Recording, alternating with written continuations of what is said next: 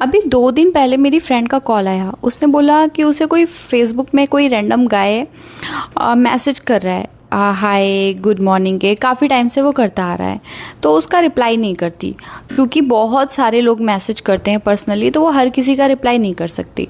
तो उसने बोला क्योंकि मैं किसी भी मैसेज का रिप्लाई नहीं कर रही थी उसके, तो उसका मैसेज आता है कि तुम अपने आप को समझती क्या हो, तुम बहुत हूर की परी हो, खूबसूरत हो और बहुत एटीट्यूड है तुम में। उसने बोला यार मैंने सोचा इस लड़के को समझाती हूँ, और उसने उसको मैसेज किया लड़के को कि देखो मैं एक पब्लिक फिगर हूँ, तो मैं हर किसी का रिप्लाई नहीं कर सकती। देन वो अननोन गाय कहता है कि मैं तुम्हें खुश देखना चाहता हूँ, तुम्हारी लाइफ में तुम्हारे चेहरे पे मुस्कान देखना चाहता हूँ। तो मेरी फ्रेंड कहती है यार मैं तो खुश हूँ और मेरे चेहरे में पूरी मुस्कान है। तो उसने बोला नहीं, जब तुम अपने काम में बिजी रहती हो उसके अलावा भी मैं चाहता हूँ कि तुम्हारे अंदर एक बचपना जिंदा रहे। तो मेरी फ्रेंड का जवाब गया कि देखो भाई, मैं शादीशुदा हूँ, मेरी अपनी फैमिली है और मैं अपनी फैमिली में और अपने हस्बैंड के साथ पूरी खुश हूँ। इतना कुछ समझाने के बाद भी उस लड़के को नहीं समझ में आ रहा था। वो कह रहा था अरे मैं समझ रहा हूँ पर मैं तुमसे फ्रेंडशिप करना चाहता हूँ।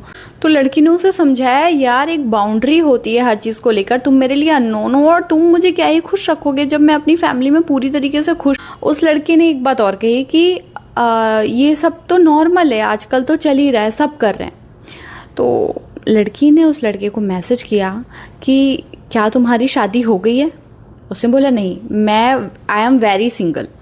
उसने कहा जिस दिन तुम्हारी शादी होगी और तुम ट्रूली रिस्पॉन्सिबिलिटी में होगे, तुम्हें ये जो दिमाग में तुम्हारे चोचले आ रहे हैं वो नहीं आएंगे।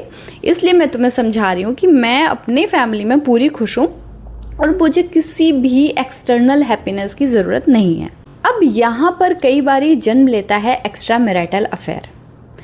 कई बार लड़कियां इन्हीं बातों में कि हाँ यार मेरा हस्बैंड तो मुझे उतना खुश नहीं रख रहा है, मेरी चीज़ों को फुलफ़िल नहीं कर रहा है, टाइम नहीं दे रहा है, तो चलो बाहर वाले को बहुत चिंता है मेरी कि वो मुझे खुश देखना चाहता है, तो क्यों ना मैं उसके साथ खुश रहूं, एक नई लाइफ की शुरुआत करूं। या सिर्फ फ्रेंडशिप ही तो है, जो फ्रेंडशिप है जो आप ऑनलाइन चैटिंग भी कर रहे हो वो भी चीटिंग में काउंट होता है।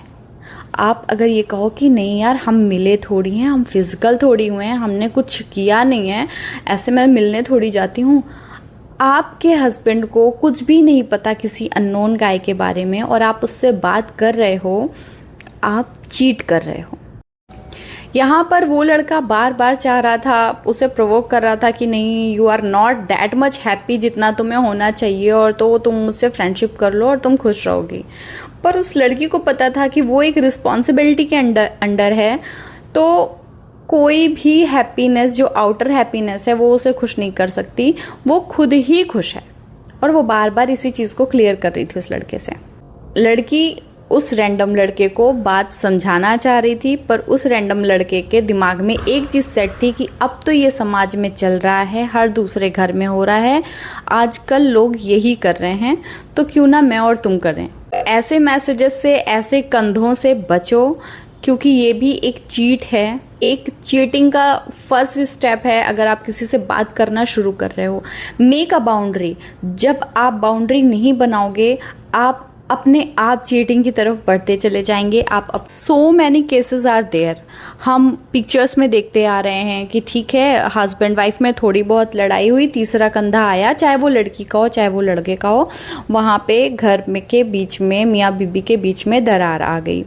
अभी जो लगातार न्यूज़ चल रही हैं ये ब्लू ड्रम की न्यूज़ और लगातार चलती आ रही हैं, इवन लव मैरिजेस में चल रही हैं कि पहले जिसे शिद्दत से चाहा फिर उसके बाद दूसरा बॉयफ्रेंड बनाया और उसके साथ निकल गए, क्योंकि जब वो बॉयफ्रेंड था वो हस्बैंड नहीं था।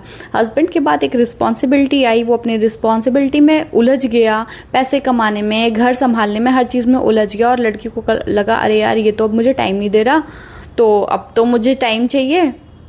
कोई और कंधा आया कि मैं हूँ ना, वहाँ पे पूरा घर बिखर जाता है। तो आप लोगों का क्या कहना है? जो लड़का कह रहा है क्या वो सही है कि ज़माना ऐसे ही चल रहा है और तुम भी इसी ज़माने में कूद जाओ, या वो लड़की जो बाउंड्री क्रिएट करके उसे बार बार कह रही थी कि देखो ये चीज़ गलत है और एक रिस्पॉन्सिबिलिटी होती है, जिस दिन तुम रिस्पॉन्सिबिलिटी में आ जाओगे तुम्हें चीज़ें समझ में आ जाएंगी, तो क्या वो सही था? Let me know in the comment section. Thank you.